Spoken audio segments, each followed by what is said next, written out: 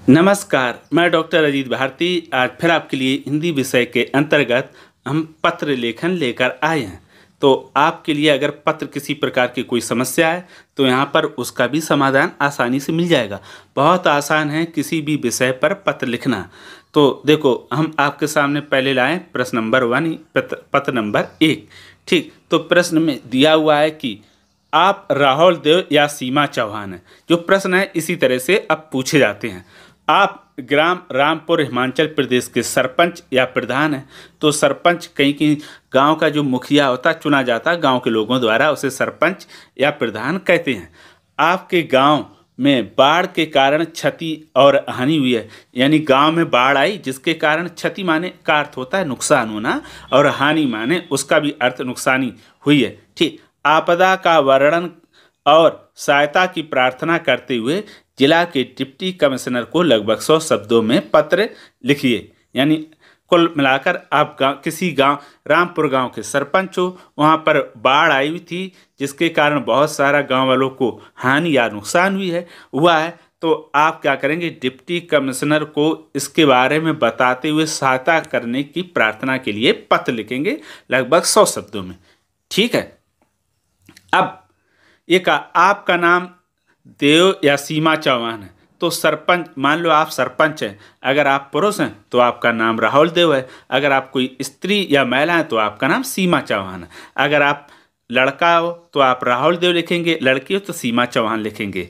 ठीक, तो सबसे पहले पत्र के प्रश्न को पढ़कर हम 3 बातें समझ ले। पहले तो ये पत्र लिख कौन रहा, तो पत्र गांव का सरपंच जो राहुल या सीमा चौहान है। पत्र लिखना किसको है, तो डिप्टी कमिश्नर को लिखना है। पत्र किस विषय पर लिखना है, बाढ़ के कारण जो हानि हुई या क्षति हुई उसके संबंध में लिखना है। तो ये 3 बातें हो गई बस, अब इसके अलावा कुछ नहीं करना। अब हमें उत्तर इसका किस प्रकार से लिखना है समझने के बाद, तो सबसे पहले हम हेडिंग डालते हैं उत्तर। तो उत्तर में लिख देंगे जिला के डिप्टी कमिश्नर को पत्र। जब भी उत्तर लिखें तो इतना जरूर लिखें, जिला के डिप्टी कमिश्नर को पत्र। अगर आपको लगता है कि यह हमें लिखना नहीं आएगा तो आप इसके स्थान पर सिर्फ पत्र लेखन लिख दो। क्या लिख दो, जैसे ये पत्र लेखन, ऐसे भी हम लिख सकते हैं इस तरह से। ये आ गया समझ में, या तो ऐसे लिख दो। अब उसके बाद फिर हम सबसे पहले क्या लिखेंगे, सेवा में हैं, चूंकि क्या है वो डिप्टी कमिश्नर हैं, हमसे बड़े अधिकारी, इसलिए हम सेवा में लिखेंगे। सेवा में लिखने के बाद लगा देंगे कॉमा छोटा सा, फिर उसके बाद नीचे लिख देंगे दिनांक। तो दिनांक हमने लिख दिया जैसे 12 सितंबर 2000 और 2x बना दिया। 2000 के बाद 2x इसलिए बना दिया, इससे क्या होता वर्ष छिप जाता है, क्योंकि परीक्षा में जब भी पत्र लिखते तो गोपनीय रखी जाती है दिनांक। ठीक, आप 11 सितंबर लिख दो, चाहे इसके जगह पर ऐसे भी 12 सितंबर लिख दो, चाहे इसकी जगह ऐसे 12/9/2000 इस तरह से भी लिख सकते हो, जो तुम्हें अच्छा लगे वो कर सकते हो। फिर नीचे लिखेंगे हम उस जिसको पत्र लिख रहे उसका पद। तो देखो श्रीमान डिप्टी कमिश्नर महोदय, फिर कॉमा लगा देंगे इस तरह से। उसके बाद लिख देंगे काखागा नगर हिमाचल प्रदेश। चूँकि नगर का इसमें उल्लेख नहीं है प्रश्न में, इसलिए नगर हिमाचल प्रदेश कर देते। हिमाचल प्रदेश इसलिए कर दिया क्योंकि प्रश्न में हिमाचल प्रदेश के बारे में बताया गया है। इतनी बात आपको समझ में आ गई होगी। अगर कहीं भी डाउट है तो कमेंट करके जरूर पूछिएगा। फिर आता है विषय, तो हमने यहाँ पर विषय लिखा। अब विषय जो समस्या है वही हमारी विषय है, तो लिख देंगे बाढ़ से हुई क्षति और सहायता की प्रार्थना। अगर इतना लिख पाओ, नहीं तो सिर्फ इतना लिख दो बाढ़ के संबंध में, बस, जरूरत नहीं ज़्यादा कठिन लिखने का। यानी विषय ऐसा भी लिख सकते हो बाढ़ के संबंध में। अब उसके बाद फिर हम नीचे लिखेंगे महोदय, महोदय के बाद लगा देंगे कामा, फिर उसके ठीक नीचे से लिखेंगे उपयुक्त विषय के संदर्भ में विनम्र निवेदन है कि, यानी इतनी लाइन तो आप औपचारिक पत्र में रट लो। ये कौन सा औपचारिक पत्र है। ठीक, परीक्षा में ये नहीं लिखना होता कि औपचारिक और अनौपचारिक, वहाँ तो बस प्रश्न पढ़ो उत्तर लिखो। तो इतनी लाइन रट लो, उपयुक्त विषय के संदर्भ में विनम्र निवेदन, ये सब में जितने औपचारिक सब में ये लिखना। उसके बाद लिखोगे मेरा नाम राहुल देव या सीमा चौहान है, मैं ग्राम आबासा तहसील रामपुर जिला शिमला का सरपंच हूँ। ठीक, या प्रधान हूँ। उसके बाद हम फिर क्या लिख देंगे, उसके बाद देखो प्रश्न में क्या पूछा था, इन्होंने बताया था कि आप ग्राम रामपुर, तो हमने यहाँ पर जो लिखा है ग्राम आबा, तो हम ग्राम आबा काट देंगे, उसकी जगह तहसील भी काट देंगे, इतना लिखेंगे। ग्राम पंचायत रामपुर, जिला शिमला का सरपंच हूँ। ठीक, आबा सा और तहसील नहीं लिखेंगे, क्योंकि प्रश्न में दिया है कि आप ग्राम रामपुर के हो, तो यहाँ पर उत्तर में भी लिख देंगे मैं ग्राम रामपुर, जिला शिमला का सरपंच हूँ। इतनी बात समझ में आ गई। अब उसके बाद फिर हम लिखेंगे वर्तमान में हमारे गांव पर बाढ़ का भीषण प्रभाव है। इस बाढ़ ने न केवल हमारे गांव के लोगों को प्रभावित किया, बल्कि खेती, घरों और सरकारी संपत्ति को भी हानि पहुंचाई है।